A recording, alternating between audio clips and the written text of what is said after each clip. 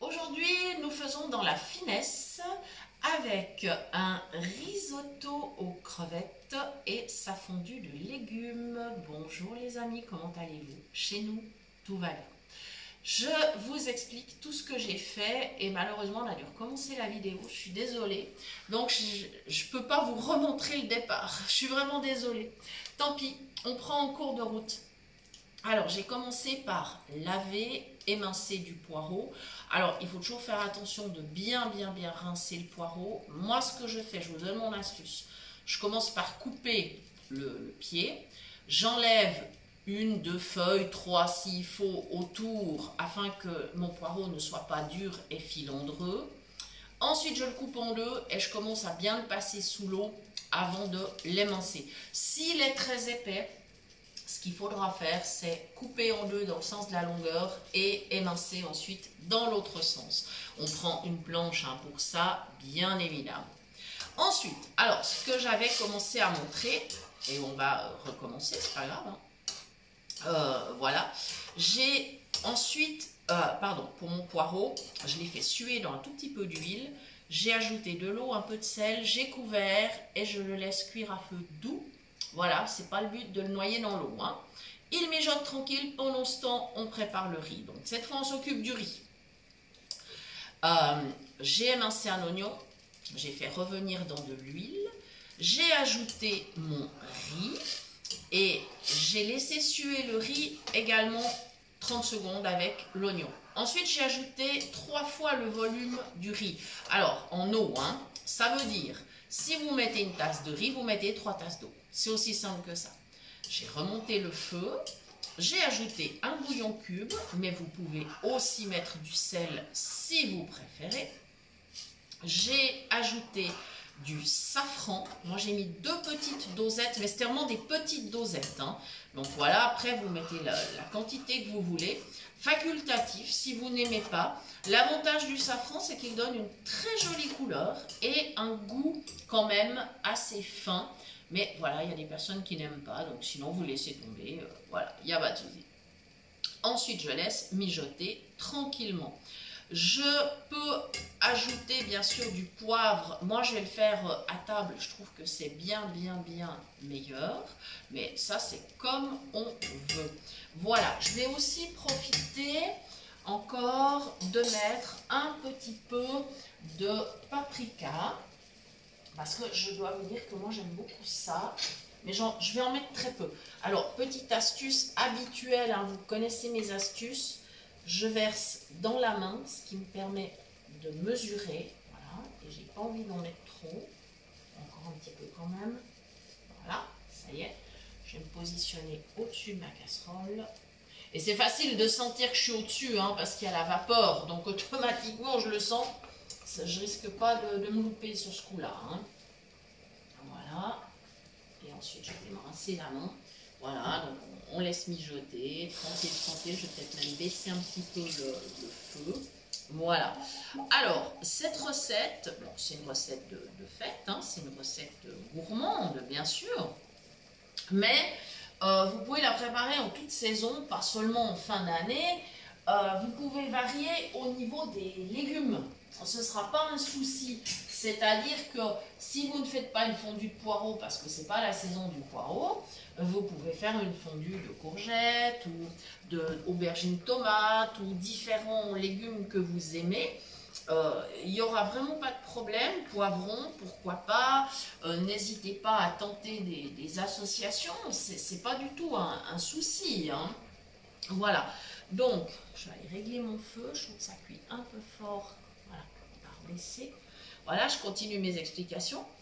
Sur la fin de cuisson du riz, si vous aimez, vous pouvez ajouter un petit peu de vin blanc ou de vin rosé ou une mini goutte de cognac. Ça, c'est à vous de voir. Encore une fois, vous êtes libre de le faire ou de ne pas le faire en fonction du fait que vous consommez ou pas de l'alcool. Petite précision, l'alcool s'évapore à la cuisson, d'accord? Donc, il en restera plus de traces une fois que ce sera cuit. Voilà, pour finaliser, alors, on prend des crevettes cuites, décortiquées ou pas. Si vous prenez des crevettes crues, c'est pas un problème. Il suffira simplement de les ajouter un tout petit peu avant la fin de la cuisson parce que ça cuit extrêmement vite. Hein. Donc ce sera l'histoire de 2-3 minutes, c'est vraiment bref. Là j'ai des crevettes cuites que j'ai décortiquées. Je vais vous montrer, j'en ai gardé une pour vous montrer comment on fait. Même si on ne voit pas, on peut le faire. Donc c'est très simple. On attrape la crevette, voilà. On sent facilement où il y a la tête parce que c'est là où il y a les petites antennes, c'est assez facile. Et il y a un endroit enfin, qui correspondrait au cou, si on veut bien dire. Et là, déjà, si on presse un peu, ça va se détacher tout seul. Il n'y a vraiment pas de souci. Donc déjà la tête, ben, on l'enlève. Ensuite, avec le doigt, on passe sous le ventre, où il y a les pattes donc, et puis on commence à défaire la carapace, tout simplement, voilà. Et au fur et à mesure, on refait la même chose, on tourne, jusqu'à ce qu'on ait parcouru en fait tout le corps, si on veut bien dire, de la crevette. Comme ça on enlève vraiment bien la carapace, les petites pattes, voilà, on enlève vraiment tout, comme ceci. Et puis, tout à la fin, quand on arrive sur la fin du corps, donc quand on a bien enlevé, il faut bien enlever les pattes, il ne faut pas en laisser, il faut vraiment bien enlever, ça se détache très bien, très facilement. On tire sur le bout de la queue, voilà, et le reste de la crevette va venir très facilement. Et voilà, elle est faite. Donc, mes crevettes, je les rajouterai au dernier moment parce qu'elles sont cuites, d'accord.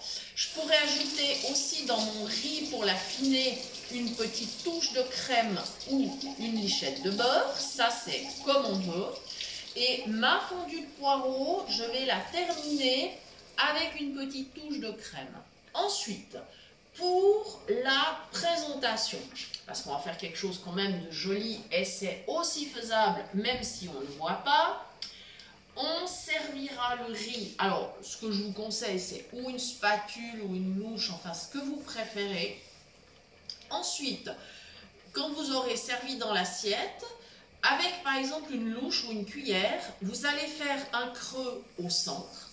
Et là, vous mettrez votre fondue de poireaux. Vous pouvez mettre encore une petite crevette par-dessus. Enfin voilà, vous êtes vraiment libre. Et là, vous aurez une très très très jolie présentation. Donc voilà, on vous a expliqué un petit peu toutes ces astuces. Vous pouvez bien sûr remplacer la crevette par un autre fruit de mer ou éventuellement du poisson. Et à ce moment-là, il faudra couper votre poisson en cubes. S'il est cru, vous allez le mettre, la plupart du temps il est cru le poisson quand on l'achète. Hein. Vous allez le mettre 3-4 minutes avant la fin, vous le couperez en cubes. Vous pouvez prendre du saumon, de la truite, du cabillaud, de la lotte, enfin ce qui vous fait plaisir. Il n'y a vraiment pas de souci. Après c'est aussi en fonction des fois des goûts et du budget bien évidemment. Voilà, c'est une chose que vous pouvez faire.